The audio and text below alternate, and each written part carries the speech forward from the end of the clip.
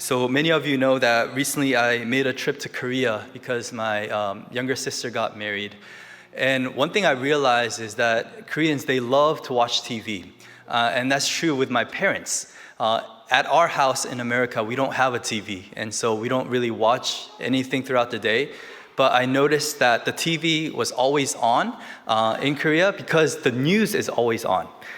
One morning, Timothy came to me and he said that the president got shot. And I was like, what are you watching? Right? Like, what kind of movie is on the TV? Like, why did 할아버지 allow you to watch that? But then I realized that he was actually talking about something that was real. Like, it was actually surreal. Right? And many of you know what happened with the former president, Donald Trump, and the whole incident. And so he was asking, so what happened? And so to a 6-year-old child, I had to explain what was going on. And I don't know if you had that conversation with your child, or sometimes if they ask, why are adults acting like children? Sometimes, I'm hesitant to show the news because it seems like everything that we teach our children not to do at school, that we're actually doing it as adults. That we're fighting, that we're arguing, that we are being unkind to one another, disrespectful to one another, that we are walking in so much division rather than unity. And to that, the question is, how do Christians respond? How do parents lead their children in a world that's full of hate and division? How can we confidently talk about God in the midst of all that's happening? And that's why we're turning to a passage in 1 Timothy chapter 2. And it's an interesting passage because Apostle Paul, he's writing to his spiritual son Timothy, who also happens to be a pastor at a local church called Ephesus. He's a young pastor. He's an inexperienced pastor. He needs a lot of advice. And so Paul is his mentor. And so Paul, as his mentor, writes to his spiritual son Timothy, who's just starting ministry. He says in chapter 1, more than anything, build your life upon the word of God. That's the foundation of your life. That's the foundation of your family. That's the foundation of your truth. That's really the summary of 1 Timothy, the letter of 1 Timothy. If you want to do anything in ministry, if you want a healthy family, if you want a healthy church, your priority has to be the Word of God. And so that's all chapter 1, but it's really interesting because starting from chapter 2, now Paul begins to speak of what it looks like to be a family that is built upon the Word of God. And the very first thing that he says is this: if you want your church, your family to be built upon the Word of God, upon the foundation of Jesus Christ, this is what you ought to do. It says in verse 1, first of all, then I urge that supplications, prayers, intercessions, and thanksgiving be made for all people. So if we want to be people that's built on the Word of God, then we have to be people that thrive in prayer. That prayer and the Word of God, they go hand in hand. That you can't have one and not have the other. Now, I love to do things with my children, but I also understand that children have limits. Sometimes my children would ask, can I cook, Dad? And I would say, yes, like you can cook, but not alone. Like you can cook, but I need to help you because I don't want them to get hurt when they're cooking something, when they're using a sharp object, when they're using fire. I don't want them to get hurt. And so I would help them, but they always get frustrated. They would say that I can do it. I want to do it by myself. But we know what happens when our children try to do something by themselves, that because they don't have the capacity to cook yet. And I think the same is true with our spiritual life. A lot of times when we hear a message, when we hear God's word, we feel like, yeah, I got it. God, you want me to love my enemies? I got it. You want me to pray for people? I got it. You want me to live a life of evangelism, to share the gospel? I got it.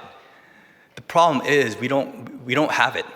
Like the commands of God are given to us not because we are able, The commands of God are given to us because God is willing to help us in the midst of our inabilities. And so prayer gives us power to live out the word of God. If you think that you can obey God's word to the T on your own, then you are highly being mistaken. Those who understand the weight of God's word understand the need of prayer. And so if you are really a person of God's word, then you would be desperately praying on your knees so that the word of God can come alive in your life. And so one application that I want to share with you today is as you're leading your family, other people to embrace God's word, to love God's word, also teach them how to pray. Because without prayer, you can't thrive in God's word. That's why at church we have specific prayer gatherings. Every morning we read God's word, we hear God's word, but also we pray in response to God's word because we know that without God's presence and his power, there is no way that we can live out God's will and his word. So let's be a church family that loves God's word, but also we pray in light of God's word. We need to pray together. The reason why we need to pray together is so that other people can hear our prayers, that we can encourage one another in prayer. So now the question is, what's the scope of that prayer? Who do we pray for? Who do you pray for? You might pray for yourself. You might pray for your family. I don't know how much time you spend over those two topics, but the question is, do you pray for other people? Because in today's passage, verse 1, Paul tells Timothy, don't just pray for the people in Ephesus. Don't just pray for your church members. Pray for all people. That's what he says. Pray for all people. Christians have a responsibility to cover other people in prayer. We have a God who is Lord not just over our lives, but he is the king over everyone's life. The reason why we can pray confidently for a team that's going to Bolivia, going to Peru, even though we've never been to Bolivia and Peru, is because God is still the Lord of Bolivia and Peru. The reason why we pray over Pittsburgh and the people who our mission team is meeting in Pittsburgh is because we believe that God's rule and reign is still existing in Pittsburgh.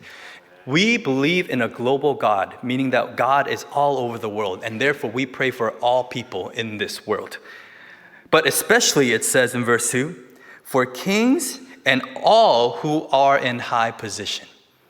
Now that's a hard one. We're okay with praying for people who are suffering, people who are struggling, but for people who seem to be living a good life, for people who seem to be having their own way, for people who are in power in a position where they can mistreat and abuse people, you want us to pray for the kings, the leaders? Now, we don't have kings, but we have people in the office.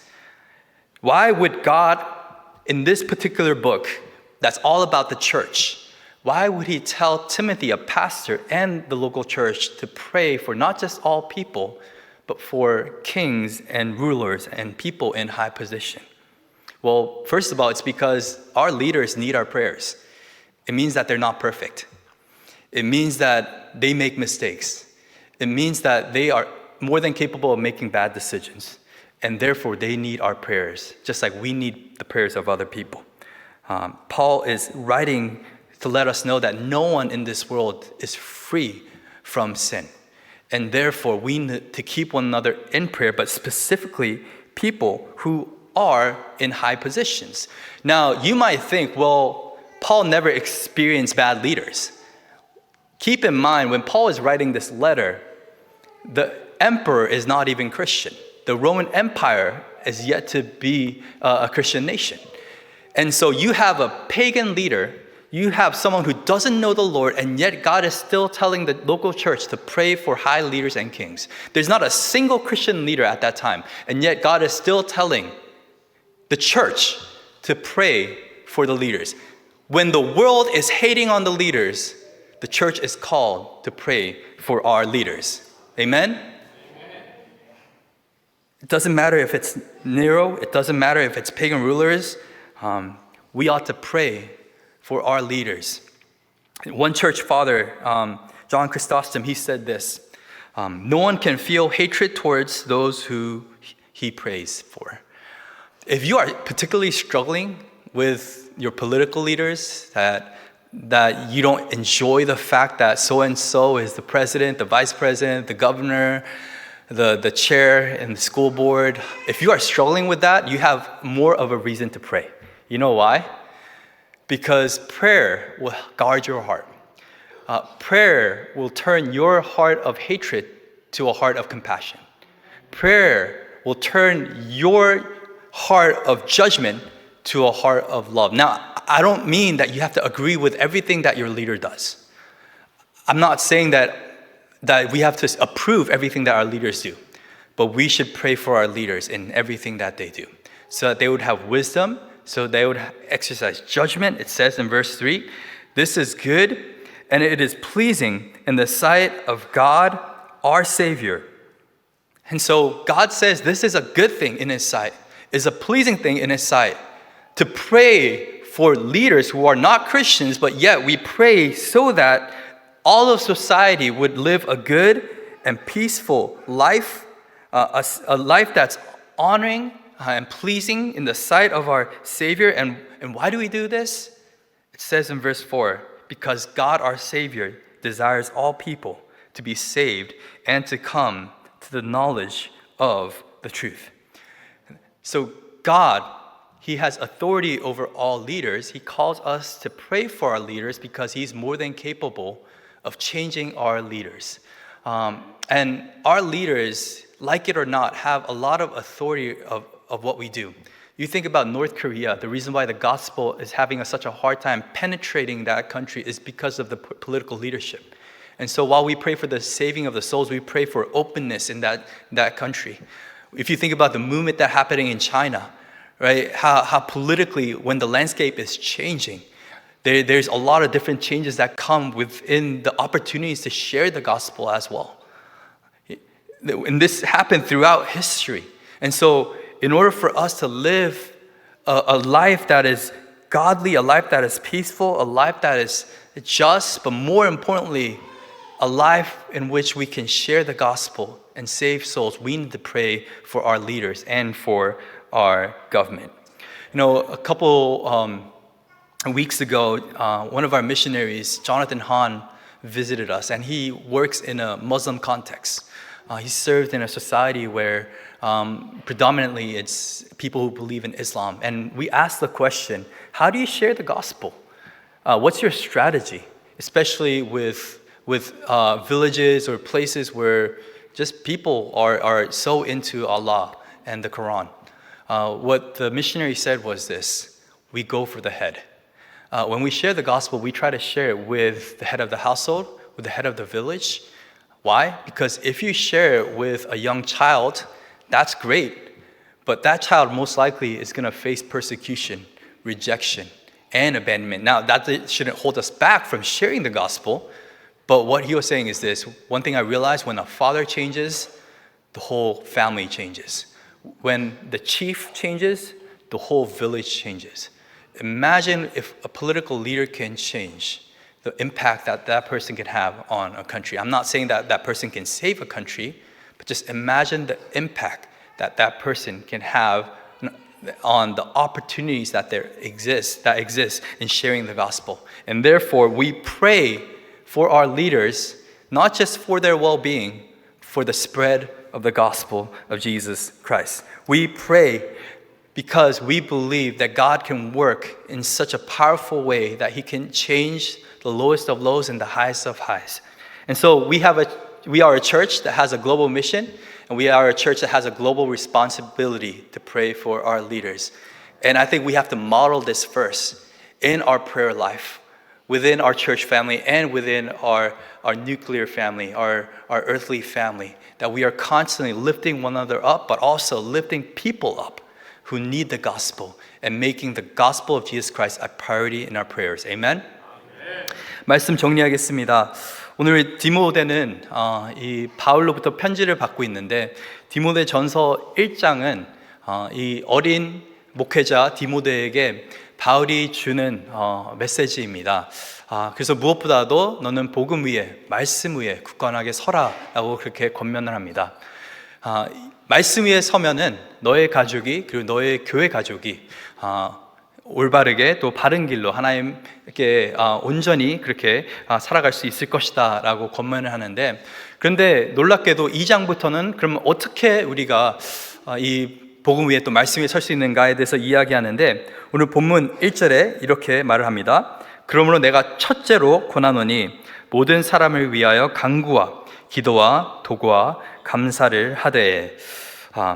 말씀을 듣고 배우고 그다음 우리가 해야 되는 가장 첫 번째 것은 그 무엇보다도 기도인 것입니다. 어떤 행동을 취하기 이전에, 어떤 결정을 내리기 이전에 하나님께서는 우리에게 기도하라고 그렇게 명령하십니다. 그 이유는 하나님의 말씀과 명령은 기도 없이는 절대 이루어질 수가 없는 것입니다. 하나님의 말씀이 이 정도는 내가 그래 순종할 수 있겠다, 이 정도는 내가 할 만하다라고 생각이 드시면 성경을 다시 읽기 바라십니다. 하나님의 말씀을 읽으면 우리 마음에 부담감이 생깁니다. 어떻게 내가 원수까지 사랑할 수 있지? 어떻게 내가 죽기까지 복종할 수 있지? 어떻게 내 삶의 그 소중한 것들을 내려놓을 수 있지? 하나님의 말씀은 우리의 힘으로, 우리의 생각으로, 우리의 지식으로, 우리의 능력으로 절대로 순종할 수 있는 것이 아닙니다. 그렇기 때문에 말씀을 소중히 여기는 사람은 반드시 기도하는 삶을 같이 병행합니다. 그래서 우리가 새가족 공부할 때도 기도와 말씀이 기독교의 두 날개, 크리스찬에게 두 날개가 된다고 그렇게 가르치는데, 이것이 균형적으로 잘 이루어지지 않으면은 우리는 크리스찬으로서 올바르게 건전하게 살아갈 수가 없는 것입니다. 그래서 우리 자녀들에게 말씀을 많이 가르치시는데, 그 말씀을 가르치는 와중에 우리가 또 해야 되는 것은 이들에게 기도하는 방법을 가르쳐 줘야 됩니다. 그래서 밥 먹을 때도 우리 한국 분들은 각자 기도하는 거 굉장히 좋아하는데, 조금 소리 내서 우리 아이들이 들을 수 있게 기도도 해보시고, 아이들에게 기도 제목도 나눠주셔서 아이들이 나를 위해 기도할 수 있게도 해주고, 기도가 생활화될 수 있게 우리가 계속적으로 교육해야 되는 줄 믿습니다. 이렇게 해야 되는 그 이유는 하나님의 말씀에 순종하기 위해서는 우린 반드시 기도 생활, 또 기도의 능력이 필요하기 때문에 그런 것입니다. 그렇다면 우린 누구를 위해 기도해야 되는 것일까요? 첫째로 우리는 모든 사람을 위해 기도해야 된다고 오늘 본문 1절은 말하고 있습니다. 그냥 나를 위해서가 아니라, 그냥 나의 가족만을 위해서가 아니라, 그 기도 제목도 너무나 중요한데, 더 나아가서 우리가 정말 열방을 다스리시는 하나님을 위해 살고 있다고 한다면은, 그 하나님에게 기도한다고 한다면은 우리가 열방을 놓고 기도해야 되는 줄 믿습니다. 그 정도 스케일은 있어야 된다고 생각합니다. 왜냐하면 하나님의 스케일이 열방이기 때문에 그런 것입니다. 그래서 모든 사람을 위해서 하나님께서 기도하라고 하시는데, 특별히 2절에 보니까 임금들과 높은 지위에 있는 모든 사람을 위해서 기도하라고 명령을 하십니다. 참 우리가 이 정치라는 단어를 들으면 답답하게 느껴질 때가 있습니다. 저도 한국에 있을 때 TV를 켜줄 수 없었던 것이, 뉴스에 보면은 늘 뭔가 사건 사고와 또 싸우는 모습과 그 모습을 저희 자녀들에게 어떻게 설명해야 되지? 제가 용기가 안 나서 자꾸 TV를 끄고 막 다른 데로 돌리고 스포츠 보고 그랬던 것 같습니다. 그런데 세상은 우리 리더들을 욕할지라도 크리스찬들은 기도해야 되는 줄 믿습니다. 모든 것에 동의할 필요는 없습니다. 하지만은 로마서 13장에 하나님께서 이 리더들을 세우셨다고 한다면은, 하나님께서 그 계획 속에서, 하나님의 주권 속에서 이들을 세웠다고 한다면은 우리의 의무는 그들을 위해 기도하는 것입니다. 그들을 위해 기도한다는 것은 그들에게 부족한 것들이 있다라는 것입니다. 그들에게 필요가 있다라고 하는 것입니다. 우리의 기도를 통해서 그들이 변화를 받을 수 있다라고 하는 것입니다. 정말 답답한 마음이 있고 우리가 더 나은 리더가 있기를 원한다면 우린 기도해야 되는 줄 믿습니다. 그래서 우리 한 성직자 중에서 요한네스 크리소스 토무스라고 하는 분이 있습니다. 이제 초대교회 이제 교부 중 하나였는데, 그 사람이 이야기하는 것은 기도하는 사람은 그 기도하는 대상을 미워할 수가 없다라고 말합니다. 왜냐하면 우리가 미움이 있더라 하더라도 기도하게 되면 그 미움을 하나님께서 긍휼로 바꾸십니다. 그 사람이 미운 게 아니라 이제는 불쌍해 보이는 것입니다. 그 사람을 위해서 우리가 정말 긍휼한 마음을 가지고, 불쌍한 마음을 가지고 더욱더 열심히 하나님의 은혜와 자비를 위해서 기도할 수가 있는 것입니다. 이제 얼마 전에 저희 파송 선교사인 조나단 한 선교사님이 방문했었는데, 그분이 간증을 하나 했었습니다. 저희가 이 무슬림 지역에서 이 사역을 하시는데 도대체 어떻게 선교를 하십니까? 어떻게 복음을 전하십니까? 라고 질문했을 때 그분의 대답이 우리는 우두머리를 노립니다. 뭐냐면은 가장, 그리고 또 어떤 마을이 있으면은 거기에 추장. 왜냐하면은 어린 아이들이 변화되는 것도 너무나 귀한 일이죠. 근데 어린 아이들이 변하게 되면 그 아이들이 너무나 힘듭니다. 핍박과 고난과 가족으로부터 버림을 받게 되고, 그런데 가장이 바뀌고 추장이 바뀌니까 가족이 바뀌고 마을이 바뀌게 됩니다. 그만큼 그 영향력이 있다라고 하는 것이죠. 그래서 우리가 계속적으로 우리 리더를 위해 기도해야 되는 이유는 그들에게 하나님께서 주신 영향력이 있다라고 하는 것입니다. 그 하나님께서 그들에게 그 영향을 주신 이유는 복음을 위해서, 구원을 위해서 주신 것인데 그들이 올바르게 그것을 사용할 수 있도록 우리는 기도해야 되는 것입니다. 그리고 더 나아가서 그들의 영혼을 놓고도 우리가 기도해야 되는 줄 믿습니다. 국가를 위해 기도하는 것은 성도의 의무입니다. 국가가 어려워한다면 그것은 우리가 더 기도해야 되는 뜻입니다. 더 이상 이제는 정치는 다른 사람의 일이고 국가는 다른 사람의 일이고 하는 것이 아니라 하나님께서 명령하시는 것은 우리가 정말 온 힘을 다해서 정말 회개하면서 정말 통회하면서 기도해야 된다는 것입니다. 이렇게 할 때 하나님께서 진정한 회복과 부흥을 이 땅에 주실 거라 믿습니다. 이렇게 했을 때 우리를 통해서 또 우리 리더들을 통해서 이 땅을 통해서 하나님께서 열방을 구원하실 줄 믿습니다.